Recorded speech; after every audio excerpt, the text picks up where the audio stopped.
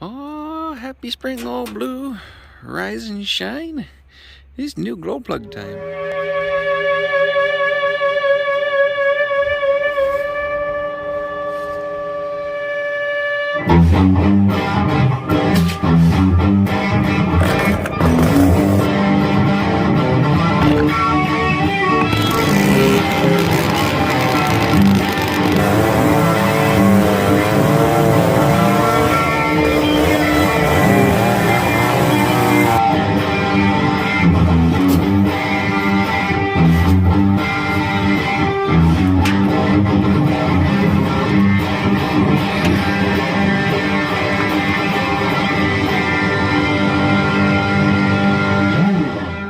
So, like I said, we're doing the glow plugs on this bugger today, and I already cracked the first one loose. Sometimes these things can really fight you. They're, for those of you who don't know, are the equivalent to kind of like your spark plug in a gasser machine, except for they don't really operate after the engine's fired up and gotten warm. Basically, with diesel, they run under a compression and heat situation, not so much the spark that ignites the fuel. So these glow plugs get the cylinder really hot and allow for the diesel fuel to ignite under the heavy compression of the motor. So that's why they get a glow plug. Oh boy, is that ever still stiff. She's gonna fight me the whole way, I reckon. That's why a diesel motor will wind up with a glow plug instead of a spark plug. Spark plug just wouldn't cut it in one of these things. It's more of a darn steam engine design than it is a gas engine design. I don't know a whole lot about diesels, to be honest with you folks. I just know enough to get me by. This old diesel here is a 6.2 liter Detroit that GM put in these things back in the 80s. This is an 86 C10. So it means it's just rear wheel drive, which, I mean, it's kind of an unfortunate situation for all the mucking around I do. It could become handy in four wheel, but I mean, this was my dad's truck and he passed it on down to me, so I mean, I can't complain too much. You know, it's been a good machine over the years.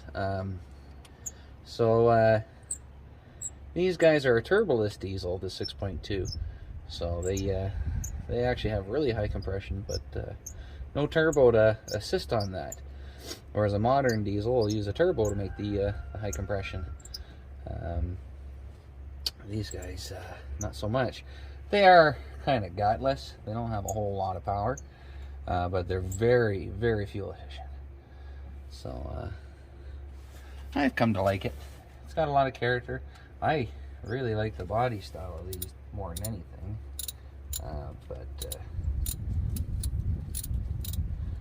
This thing out, it is really fighting me. Glow plugs are just usually a pain in general. So yeah, you can see these old ones, I think they're used. My buddy Johnny fired them in there for me, I think. Used out of his truck.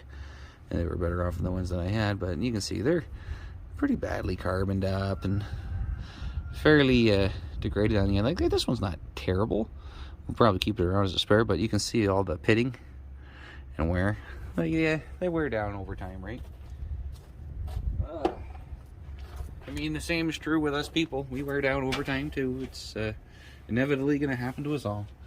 But thankfully, with machinery, you can just chuck parts into it.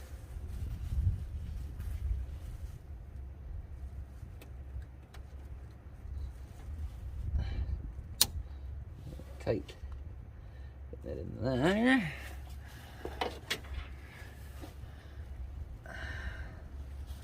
Alright, now we can just send it.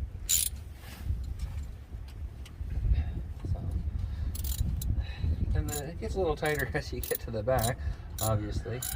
But it's all the same thing. Remove, replace, repeat, times 8.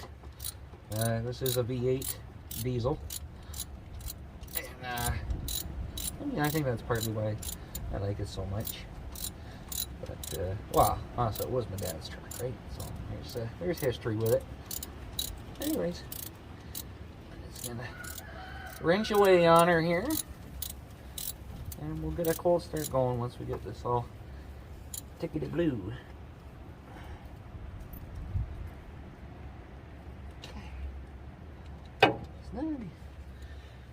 Snug as a bug in a rug. Nice. Okay, moving on. Hopefully this will come loose for us. Like I said, sometimes they'll fight you. Oh, no, that wasn't bad at all.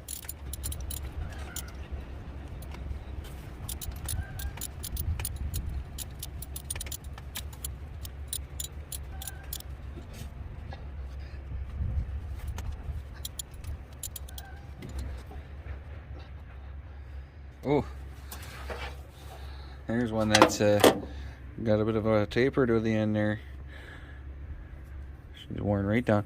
Actually, it almost looks machined, so maybe it's just a different glow plug in general. So it could have been part of my issue. But that could also, well, there's also a bit of uneven wear to it. I don't know. You never guess where I got these glow plugs by suggestion of a friend. I didn't even realize. I got them on Amazon. I think it was like 40 bucks. Which glow plugs are usually a bit of a thing where the hair on your back of your neck goes up when you hear you got to do them, because they're usually not cheap. But 40 bucks, that's not so bad for 8 of the boogers. So I'll go over that. Yeah, we're gonna try slicking out the ends with the Bushman secret weapon, the B40. And don't worry if you get it all over the motor; it'll just smoke off. It'll be fine. It's fine.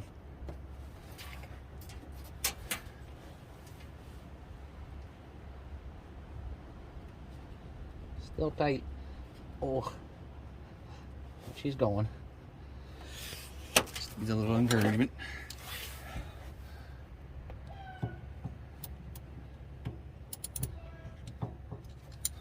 Now, some of you are probably experts on these machines and have tips and whatnots and how to do this, and I'm sure they're great. And I could probably use you here right about now, but I'm doing it, and this is what's going down, so forgive me if it's not the proper etiquette. I'm guessing those tapers must be a design.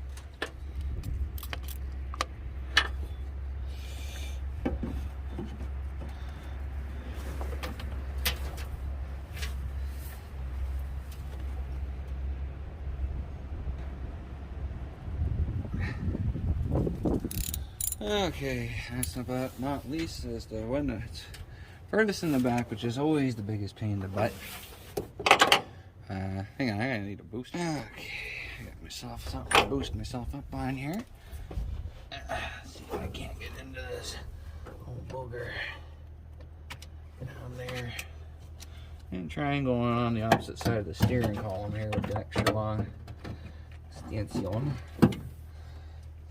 Gets it for me. Ooh, snug as a bug in a rug, but she's there.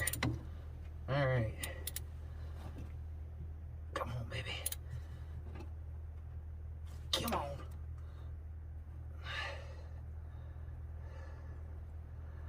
Come on.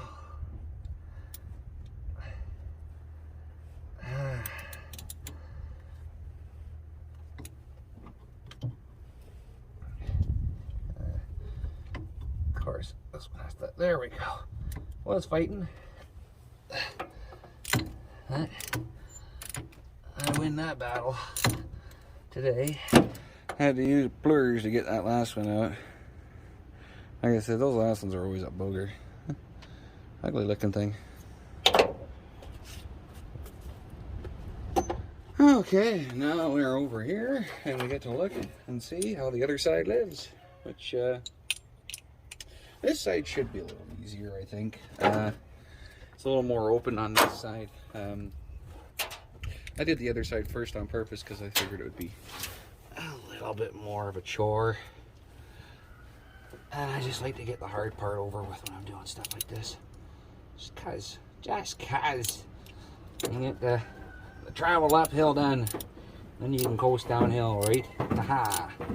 And these are coming out fairly easy, so I gotta thank Johnny for not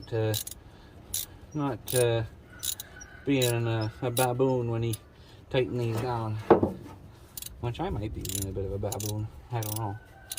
I get a little more nervous around a diesel motor. Which, speaking of diesel, I just got to thinking, I really let you guys down when I did that video over at Jeff Ward's, because he had a diesel chainsaw there. He also had the first production saw I ever made. Like, there was a bunch of stuff that I really should have showcased for you. So I'll have to try and convince him to let me come up there again, and we'll try and do a part 2 to that. And get you guys a look at some of those more obscure saws he's got. You can see the elements really melted on this one. So this is why we're replacing these. When I parked her last fall, she was a little hesitant to start, you know, so this is usually the solution to such a problem. The next one in. Get the next one out.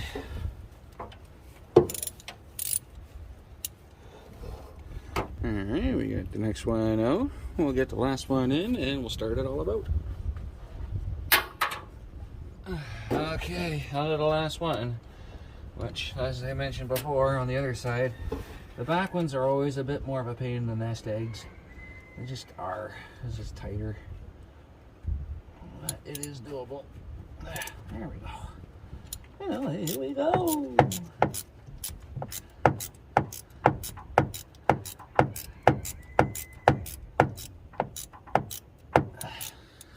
Oh, yeah, well, reaching it and pulling it was a little harder and getting it loose, but like I said, a little bit of a pain in the nesticles, but nothing that you can't do. So I'm gonna get a new one in here, and then we'll pump the batteries in here, see if we can't get this old bird to start for us. Okay, so today's Cast of Kindness, we're gonna go ahead and just give it to every single wildlife sanctuary and preserve and all that in Ontario. Well, in the world, in Canada, whatever. I mean, I'm familiar with the ones in Ontario, like the tiny marsh and whatnot like that. As you can hear always in the background, we love animals. We've got lots of animals around here, and it's important to keep the wildlife around. And places like the tiny marsh there, or Y Marsh and all these kind of places, they create habitat for our wildlife. And they preserve the land, and they also teach our youth, like they do tours and stuff like that, other marshes, and teach them about the ecosystems and all the wildlife that's there, which is important. We need to keep the generations educated on why wildlife is important and what's going on there. So, to all you guys out there involved with that, Cast of Kindness to you. You rock. Keep doing what you're doing. And as always, actually, if you guys have a suggestion for a Cast of Kindness, go ahead, leave it in the comment below or email me, and I'll be sure to get that out there. And like I said, if you're in charge of one of them wildlife sanctuaries, email me and we'll get you a sticker. So one thing we got to do before we fire up Old Blue is we got to bleed the fuel line, because it has been sitting a while. And this is a very cold start. It hasn't fired up since last year, so this may or may not be pretty, folks. So let's get some of that diesel flowing.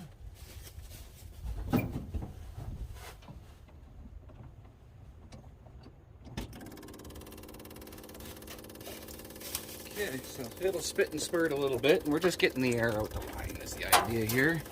Just open this right up. Okay, didn't seem to be too bad.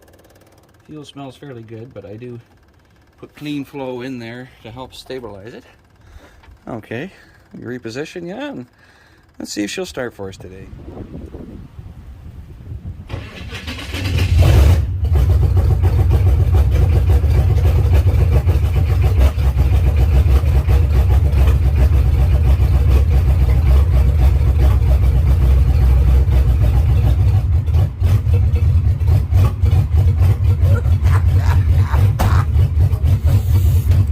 It won't go be a pretty cold start, but she's a cold start nonetheless. She definitely liked having the newer glow plugs, and she will plane out. Just rest, I gotta wait for the rest of the plugs to catch on. She can be a lumpy bugger when she's cold. But anyways, that's old Blue, and she's back in the game. Till next time, take her easy. Be safe.